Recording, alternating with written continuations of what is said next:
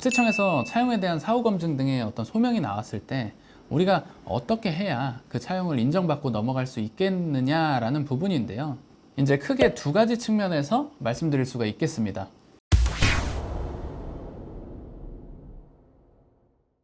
안녕하세요, 김동환 세무사입니다. 요즘에는 이제 개인이나 법인이나 규제 지역에서 주택을 구입하면 자금 조달 계획서를 작성하여 제출하는 것이 의무화되어 있죠. 일반적으로 이제 거래를 담당하셨던 중개사님이 실거래가 신고를 하면서 해당 자금 조달 계획서를 첨부하여 제출하는 것이 일반적입니다. 우리가 자금 조달 계획서랑 증빙 자료를 제출하지 않거나 허위 제출하게 되면 과태료가 이제 500만 원에서 3천만 원까지 부과될 수 있는데요. 그 과정에서 세금 탈루 혐의가 이제 발각이 되면 세무조사까지 착수가 될 수 있다라고 이제 정부가 엄포를 넣고 있는 상황입니다. 그래서 이제 가볍게 듣고 넘기기에는 사안이 상당히 중대하다라고 할 수 있는데요. 실제로 세무 상담을 하다 보면 아무래도 이제 2030 세대들이 결혼으로 인한 자가 마련 등의 이유로 인해서 상당히 많은 분들이 속칭 이제 영끌이라고 하죠. 작년부터 해서 이제 주택 구입을 상당히 많이 하셨는데요. 이제 가장 많은 분들이 하셨던 질문 내용이 증여와 차용에 대한 부분이었어요. 증여는 아무래도 이제 부모 자식 간에는 5천만 원을 이제 초과하면 세금이 붙다 보니 이제 빌리는 것으로 할 수 없겠느냐라는 부분이 가장 많았습니다. 그러기 위해서는 이제 사실 증여와 차용의 차이점부터 좀 정확히 하실 필요가 있다라고 생각이 되는데, 증여는 우리가 대가 없이 공짜로 받는 거고 차용은 말 그대로 빌리는 겁니다. 완전히 다르죠. 그래서 이제 차용을 했으면 빌린 거기 때문에 이자는 당연하고 원금까지 이제 갚아야 된다라는 전제가 반드시 있어야 합니다. 그래서 이제 국세청에서도 이미 이제 부채 사후 관리를 통해서 자금 조달 계획서에 이제 가족 간 차용을 기재했다라고 하면 끝까지 상환 여부를 추적하겠다라는 입장이고요. 근데 이제 이게 얼마나 현실 가능성이 있을지는 한번 지켜봐야 할 것 같습니다. 어찌됐건 이제 그렇게 한다라고 하니까 우리는 조심해야겠죠.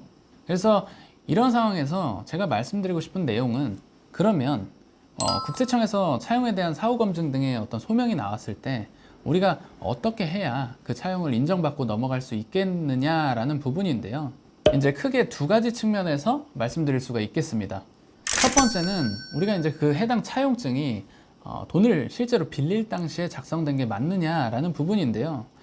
국세청 입장에서는 조사가 나오니까 이제 사후적으로 지금 작성한 게 아니냐라고 보고 싶은 게 이제 국세청의 입장인 거고, 그러면 이 부분을 피해가려면 어떻게 해야 될까요? 맞습니다.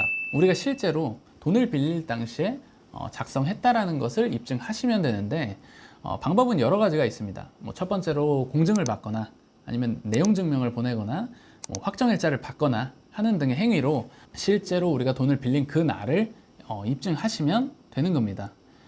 비용 측면으로 봤을 때는 이제 확정일자를 받으시는 게 가장 비용적으로는 저렴할 겁니다. 근데 이제 그럴 수가 있겠죠.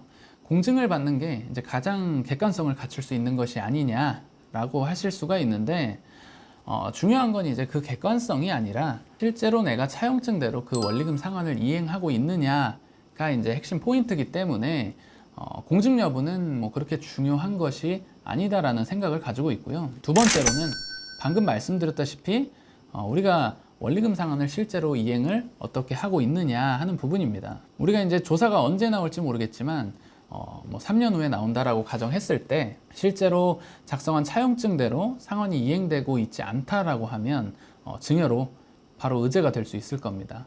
그렇게 되면 미납부한 증여세와 가산세 등이 같이 딸려 나오겠죠. 그래서 이제 원금과 이자를 반드시 지급하셔야 하고, 저 같은 경우는 이제 매월 말일에 자동이체를 걸어 놓으시라고 말씀드리는 편입니다. 당연히 우리가 이제 현금으로 지급했다라고 하는 것은 전혀 인정이 안 되기 때문에 반드시 이제 계좌이체를 통해서 지급하시기를 권장드리고요. 마지막으로 그러면 원금과 이자를 얼마나 지급해야 하는가 하는 문제인데요. 우리가 이제 증여세법에서는 시가인 이자율 4.6%와 내가 설정한 이자율 간에 연간 이제 이자 차액이 1천만 원을 넘지 않는다라고 하면 이자를 전혀 지급하지 않아도 그 이자 상당액에 대한 증여 문제는 발생하지가 않습니다.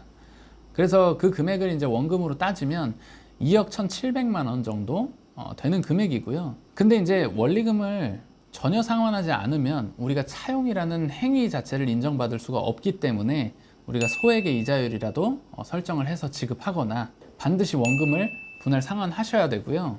그렇다고 우리가 뭐 말도 안 되는 소액의 이자를 지급하게 되면 뭐 예를 들어서 뭐 0.1%의 이자를 설정한다거나 그렇게 되면 그 또한 인정받기가 쉽지 않을 수가 있습니다. 그래서 그러한 부분에 어떤 노하우를 가진 세무 전문가와 상담 후에 자금 조달 계획서를 작성하시고 차용을 하신다라고 하면 어떻게 가져갈지 또 어떻게 사후 관리를 해야 될지 반드시 체크하심을 권장드리겠습니다. 오늘 영상도 도움이 되셨으면 구독과 좋아요 부탁드리겠습니다. 감사합니다.